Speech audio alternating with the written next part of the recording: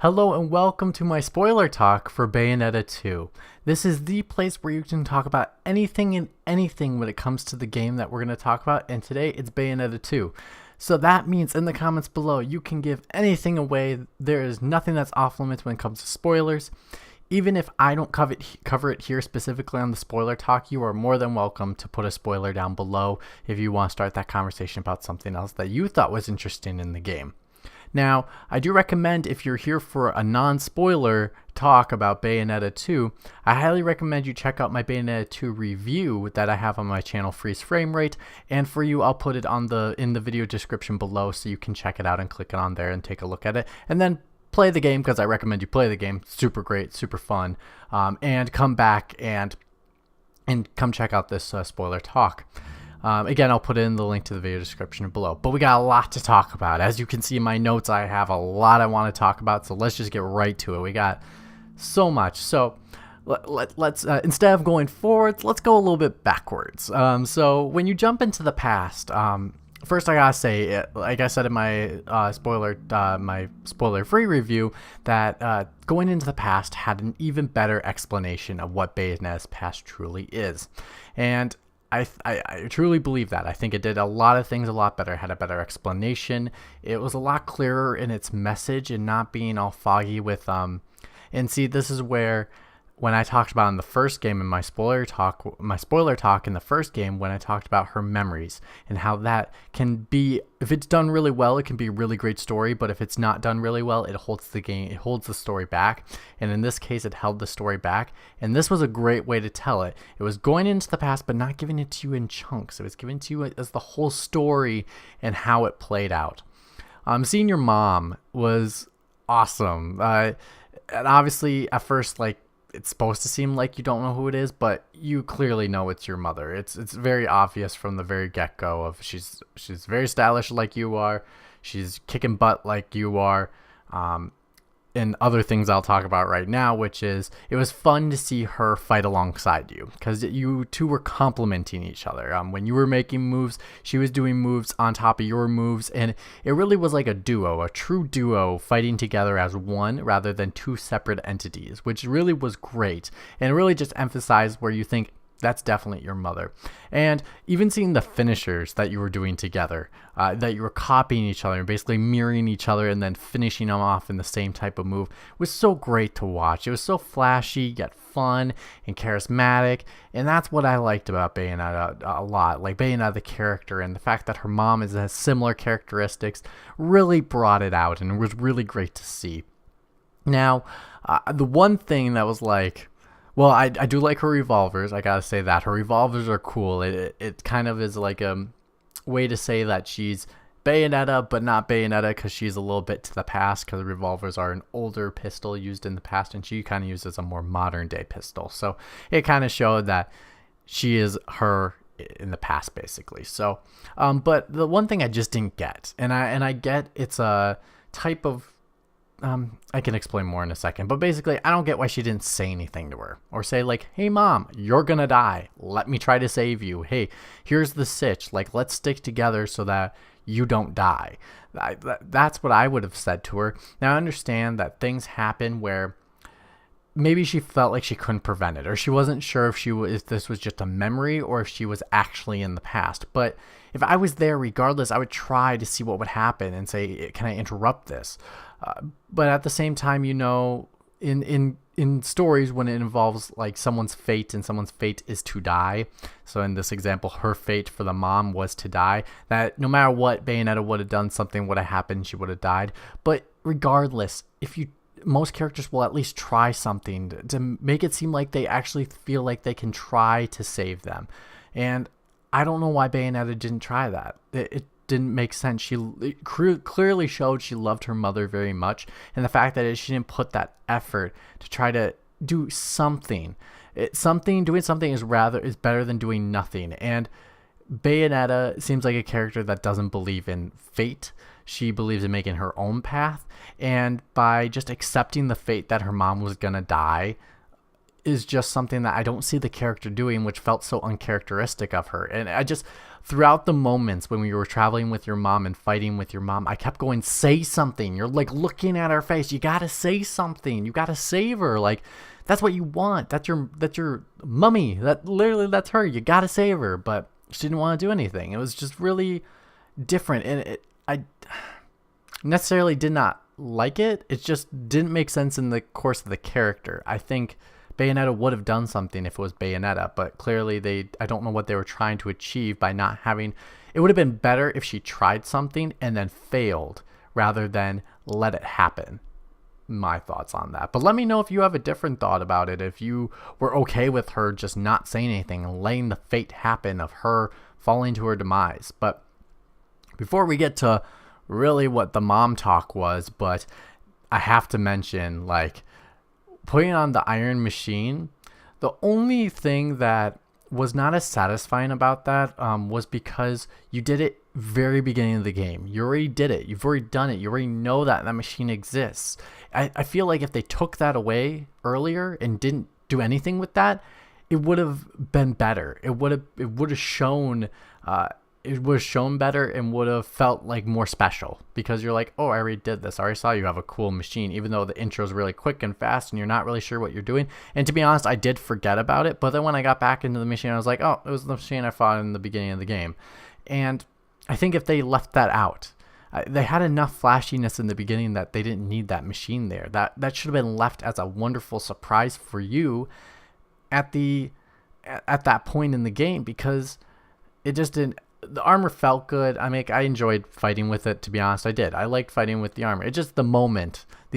There's such problems, unfortunately, with Bayonetta and trying to create moments, and they just somehow ruin them in the process of getting there. And we'll talk about a couple more moments that just felt so flat, and it's just like, oh, you could have fixed it. It's just one of those where you're like, you want those moments to mean something. You want them to make their impact, and they don't make the impact because they've already done this.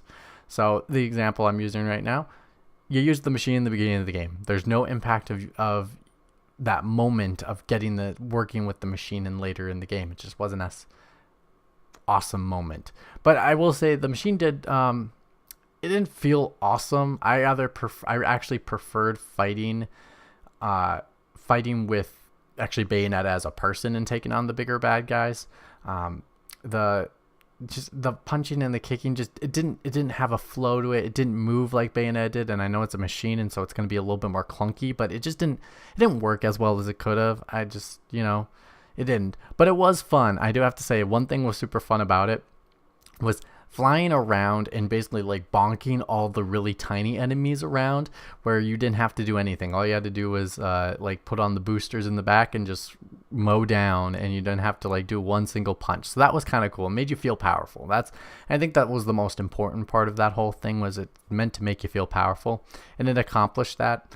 The fighting was clunky on it, and I wish it was a little smoother. Put some magic in it or something, make it more smooth for next time if you're going to do it. So the other part, going back to the mom now, I had to talk about the robot for just a second, but going back to the mom, when Bayonetta's mom is dying in her husband's arms, and she's talking about, and I'm going to read this for quote, because I looked it up to make sure I was saying it right. Quote, "She will awake in the eyes of the world," end quote. Now, when she said that, it seemed like such an important thing to talk about. On top of that, she talked about like her father protects her as a protector, but about this eyes of the world thing, like she wouldn't mention if it wasn't important. But like it never took place, like nothing happened in the game, so like it's just, why mention that unless it has something to do with the third game? But nothing came of it. I was expecting in the end of the game that she would actually have control of both eyes of the world, and that was the whole point of saying like she's the only one that can do that. But clearly, as we'll talk about later, she's not the only one that controlled the eyes of the world. So, and she didn't do any of that. So it just was so confusing. I was just like, what did she mean at the end of the game? I was still wondering, what did she mean by that? She can control the eyes of the world, and it would have been cool to see if she'd done that. Really would have. But plot hole. Let's just get really to the biggest plot hole. The biggest thing that bugged me, or I just didn't understand from this game, was how in the world did Bayonetta and Bayonetta's dad not remember that they are father-daughter? Like, literally, like, they traveled to the past. She was there while her father was telling, uh, like, her father was literally talking to her mom, and she was there. Like, how should she not know? And how did he not know? He was literally right there, like, right there next to him. And on top of that, in the first game, he tells her that she's his father. Like, and even if that wasn't even if somehow, like, he makes up an excuse saying, like, no, that wasn't the case, how in the world would he be able to make up a mini Cereza in the first game and not know that that's his daughter? Like, it doesn't make sense. It doesn't make sense at all. It was so weird. It was like the elephant in the room that everyone was just mirroring past. And so many moments were just like, are you going to call her dad, father? Are you going to call her Cereza? Or, like, it just was so awkward. It just didn't make sense, and I didn't get it, and it was just so frustrating. And on top of that, the purpose of him was to protect her. Like, he promised he was going to protect her. Yet for the past 2 games, he's trying to hurt her. Like, it didn't make any sense. It just didn't. I get, like, the understanding of him trying to get revenge, but in the first game, Bayonetta had nothing to do with it. So why in the world is he trying to hurt her and trying to lead her to the spot by trying to kill her all at the same time? It just doesn't make any sense. If anyone in the comments below understands what is going on here, please let me know, because I'm just so confused. I just don't know how this giant plot hole was just, like, missed, because they improved the story so much from the first game, and they just fell flat, really, in this moment where I thought they really were picking it up and actually getting it down. But man, just near the end, it just bombed right there. Just, I don't get it. But I still like the story over the first game. But again, so fell flat. Then the final thing was that the moment where, and we'll talk a little bit more about the ending, but just the moment where he's like, I want you to, like, he basically was saying, like, I want you to call me dad. And then she's like, daddy. And it was so awkward. It was not earned. It really wasn't. Because this whole time they weren't having an actual, like, relationship. There was no really conversations with character building. All you knew is that there's this elephant in the room that they obviously don't know each other, but they know each other, and it's just so weird. And that moment wasn't earned. It really wasn't. If there was moments in the game when they decided to work together, which we'll talk about more when they team up, but if there's moments when they teamed up and worked together, and in those moments they, like, exchanged moments about how he remembers this about his life and how she can relate to that as his daughter, but not sharing that is when the moment can be earned in the later part of the game, where he's like, I need you to say it, that I'm your dad. Like, you can say it. But it didn't get earned. Oh, it was so frustrating, and it was so awkward. I kind of, like, grinded my teeth, and not grinded my teeth, but, like, cringed when she was saying it, because it didn't feel right.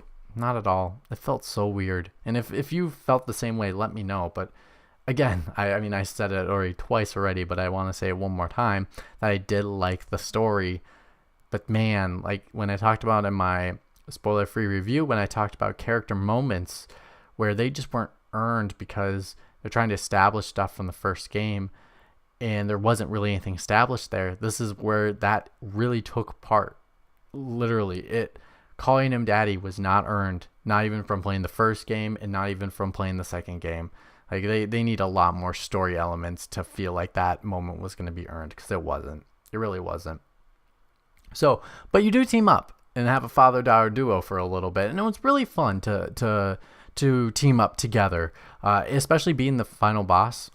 It reminded me of the team up with the mom, but here's the difference, was that you were fighting as 2 separate entities rather than fighting as a complementary duo of each other like the mom and daughter did. And I understand why that's the case, because mom grew up with daughter, they're both from the same coven, they're both Umbras, where the father's a sage, so he doesn't know her fighting style as well, but it was kind of fun. And then at the same time, it was kind of fun to have him as a distraction for when I needed to get away to heal myself from the boss. But the one thing I do have to say that was super cool, and I really appreciated, and I did not expect it whatsoever, was the combination of when they put their spells together and they made a seal together, and it summoned Jubilis. And it was just a really cool moment. I did not expect it, and it was awesome. It just really was so cool, and that's an earned moment. That's a throwback to the first game. That's an earned moment where you're like, yes, that makes sense. That's so cool. So that was really, really cool. Now, when I was talking about in Bayonetta 1, where you had to ride a rocket, I felt like those controls in that gameplay was super cool. But there was also another part in Bayonetta 1 that I felt like was so not really well done that was similar, and it was the motorcycle level. And I feel like when you're flying away on the jet in Bayonetta 2 with John driving the jet and father and daughter on top of the jet heading towards the end point of the game, it had combinations of both. And what I mean by that, have the great controls in regards to controlling the plane and the dodging as you did on the rocket in the first game, but it had such terrible controls in the motorcycle level that it had. I was never using at all her father as one of the people to use his abilities, and the reason why I felt like it was so bad and just not good was because, well, I was wishy-washy about it, was because like you didn't have to use her father at all. You could complete the entire level with not using any of her father's abilities on that jet plane. That's how I did it. Like literally I tried to use her father in certain areas and it just didn't work. Like I wasn't hitting the opponent because the opponent has to be near the plane, but it doesn't make sense because you don't want him near your plane. So I felt like that could have been better made because you need opponents that are going to complement the two different fighters on the plane. And that didn't happen, so therefore I felt like that moment fell flat, and that's what would happen. But that's the only thing I really had to say about the jet. I was slightly disappointed because I was like, oh my god, it's the rocket level, and I'm like, oh my gosh, these powers suck, and they don't make sense on this jet plane. So that's why I have to say about the jet plane to the end. But getting to Loki, and Loki, I want to say he's a really cool character. I liked him a lot. I think he was his powers with using cards were super cool, unique and different, and he kind of reminded me a bit about Dragon Ball Z and the type of relationship that Kami has with Piccolo, where Kami kind of splits into two, where Kami is the good and then Piccolo is his bad. And that was kind of cool. I liked those elements, especially seeing the dynamics between the two characters.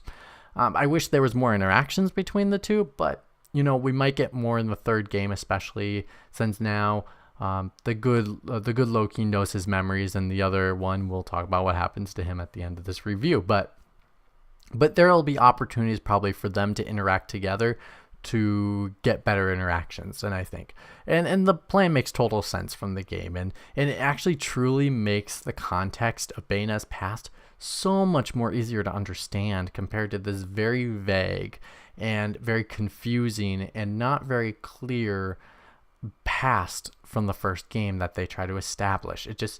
And when I look back in context of the first game into this game, the first game doesn't make any sense. It truly doesn't. You could do away with the first game and play the second game and do just fine contextually with story, because it shows how much the first game doesn't really mean as much, based off the plan that Loki had. And if Loki had that plan, he would have tried to get the eyes of the world when Bayonetta and her father fought in the first game. Like, that's a great opportunity to get it. And since the second game only takes 6 months after the first game, it makes total sense to do it that way. So I don't know why. And him collecting the eyes of the world and being one ruler, it made sense as well, because like the eyes had to come from somewhere, and it truly gave the eyes of the world much more meaning than it did in the first game. The first game, the eyes of the world were so vague. Now it gives them a purpose of being in this world and being part of the mythos of this game, which was great. That I think Loki was probably one of the best things to happen to the story and the mythos of the Bayonetta franchise, just because of how it establishes all these things that, again, like I said in my first review of Bayonetta, I had so many questions in regards to the story, and now so many of them have been answered, and it makes more sense now contextually. But again, like I said, you don't need the first game to make this story work, because it works by itself. And Loki's plan works, but you could do without the first game, and it would still make total sense. Now let's talk about somebody, Luca. Now, in the first game, I really liked this character. He was one of the well-developed characters that actually were in the first game that made sense contextually. They explained his backstory really greatly, and he kind of played on as an interesting love interest for Bayonetta. But man, has he turned into Mr. Irrelevant for this second game. He could be taken out of the game and nothing would have changed. I guess Loki couldn't get to the final destination without him, but really you could substitute anything in the story to replace that and it would make total sense. So I mean you could put anybody there. Like it didn't have to be Luca to take Loki to the final destination. And so they need to find a better reason to keep Luca around, or they just need to get rid of him, because you can't have somebody be irrelevant. It's a waste of time, waste of space. And Luca can be a great character, a great love interest, a great tease. He can be great everything for Bayonetta, but if they're not going to do it, then they should just get rid of him, because it's not worth it. It's not worth keeping him around if they're not going to do it. Now, for the fun part, the bosses. So I talked about in my non-spoiler review for Bayonetta 2 that I talked about one awesome boss battle that'll go in my top 10 boss battles of all time, but I said there was also another boss battle that was so memorable, and we'll go over the other one first, and then we'll go over my top 10 one after this one. But something that I found very memorable was the boss battle that took place when you were trying to save Jean. I think the reason why I liked it so much is because that boss was an actual character. It had emotions, feelings, and before and during the fight, you got a little. This boss had attitude. It talked to you. It really made it feel more than a just like I'm gonna beat you up kind of boss. Like the bosses throughout that game like never really had much interaction. The first game had more interaction boss wise with Bayonetta than the bosses that are in this game, and I think that was something that was a miss, because the bosses in the first game were so memorable because of how they interacted with Bayonetta, that they truly felt like their own character, and in this stance they don't. And so this is why this boss was so memorable. She had her own wicked self to herself, and she was really cool, and her transformation was really awesome. And I do have to say that in regards to the actual boss fight itself, her boss fight really highlighted the great mechanics of this game, including the witch time mechanic, the dodging, the Umbra climax. It just really helps that dynamic, and it really established why the combat is so good in this game. Even though she had multiple transformations, it still complemented her combat so well. And I just wish that there are more bosses in the game in the future that are like this boss, ones that have character, and it's just not another opponent that you're fighting, because it's great to have these interesting characters to add to the mythos. And having personality is kind of part of whole Bayonetta, the franchise's mantra. And having those bosses have just as much finesse and characterization as Bayonetta does makes those boss battles worth playing. And so I think that in the future in Bayonetta 3, I think they need to look back to the first game and then take what they did with the second game in regards to that one boss battle when you're trying to save Jean, and really put those things together in the third game. They need bosses with attitude, is what you could say. Now, to the boss fight I was talking about, the awesome boss battle. Now, the boss battle is the one where you are fighting your father for the first time in Bayonetta 2. And that is when he's wearing the mask, so you don't know who he is, but obviously you can tell he's a sage, and so it's like, yeah, Doi, it's your dad. Come on. Like, they didn't do great on, they give up. There's not much in surprises in Bayonetta 2. Like, they give everything kind of away, and it's not really, there's no real, like, they say there's a total mystery, but we know what the answer is, which is slightly a little bit of the disappointing part about the story for Bayonetta and Bayonetta 2, is that their stories, they don't have secrets. They give it all up. But the what made the boss fight one of my most memorable boss fights of all time is the fact that you are fighting your father, and then in the background you have your creatures that you summoned, and they're going at it. And the fact that what you do to the boss, you do to your father, is what happens in the background with your creatures. So if you're winning the battle, your creature is beating up the other creature. And there were so many summonings. There were all the different kinds of summonings. You got to try different ones. It was just so epic and so cool to see in the background. And obviously you have to focus on who you're fighting at the moment, but I couldn't help but to look at how I was beating up the other opponent with the beasts. And it just showed how powerful Bayonetta is, and how a true battle between a true sage and a true Umbra Witch takes place, and how just cool that is, how awesome that can be.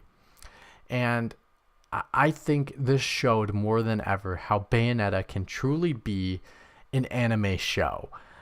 It could be some kind of show. It doesn't have to be an anime show. It could be an animated series instead.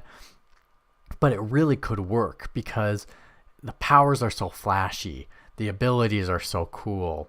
The character is so charismatic, and her character herself of how cool she is. It could just so work to add more mythos to the show and expand on what is there. That, I mean, if they never made a game ever again, they should make a show, because the show would sell like hotcakes. It really would. I think it would sell on concept right away. So that's my thoughts in regards to those kinds of things. But finally, to the ending of the game. Let's talk about this ending. This ending is so, I like what they're doing, and I like what's leading to the third game. But man, how stupid are these characters? Like, when the evil spirit Loki travels through Bayonetta's father, and he's like, if I can't control it, you need to kill me. Well, I mean, literally, it took after the credits to figure out you don't got control of this thing. And as Bayonetta, I wouldn't trust that he has control of this thing, because clearly he was struggling when it went into his body. So clearly, I would have been like, kill me so that this thing dies with me. But to just let it go, like, oh, we'll kind of wait it off until the third game. It's just, why not just kill him? Just kill him. Like, it would have saved you a whole third game. Now, obviously, we want a third game, but it just doesn't make sense. And like, terrible writing. Now, if the thing went through him, and then it made him go into a portal that made him disappear, where Bayonetta did not have the opportunity to kill him, that would have been a way to say, yes, he's in his body, he has control of him, he goes into the third game as the villain. But to give a moment where they try to have that daddy moment, which I talked about earlier, it just doesn't work, because, I mean, you have an opportunity to kill him, and you should have, because he's coming back now, and he's strong. He's super strong. I mean, seeing him kind of take out that area was pretty dang cool at the end credit sequence. So I'm excited to see what the game has to offer.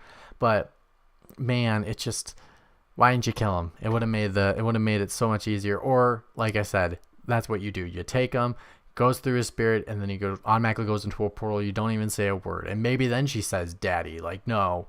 And so then she knows that we know that she knows, even though she's supposed to know, that he's her father. Or, you know, or she didn't have the chance to talk to him. Like, that's more of an impactful moment, because they never said anything to each other. So again, I liked the story a lot, but man, there's just so many darn plot holes in this game that just bug the crap out of me. But again, like, it's so much better than the first game, and it was entertained and fun to watch. There's a lot of cool moments in the game, and I've already mentioned a lot of them. And pick up this game. I highly recommend it. Now, I really did like this game a lot, and it did nothing. It did nothing but improve everything from the first game. And I cannot wait to see what the third game has to offer. Hopefully they get new writers that can not have all these giant dumb plot holes in the game that are just a mile away in your sight kind of plot holes. But I think now I bought this for the Switch, and it came with Bayonetta 2, and then Bayonetta 1 was a download. Would I pay $60 for these two games? No, I would not. I'm telling you 100%, I would not pay $60 for both of these games together.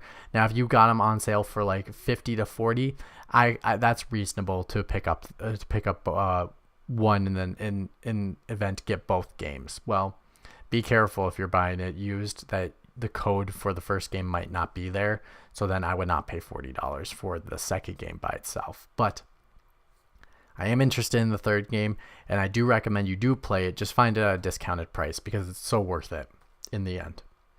So that is my spoiler talk for Bayonetta 2. What did you think about the game? Let me know in the comments below, and remember that there's nothing off limits in the comments below. Even if we didn't cover it here on the spoiler talk, you can definitely talk about it in the comments below. And if you like this video, give it a thumbs up, share it with your friends, and if you want to keep up with the content I release each and every week here on Freeze Frame Rate, go ahead and hit that subscribe button. My name is Mitch. I'm signing off saying, see you soon.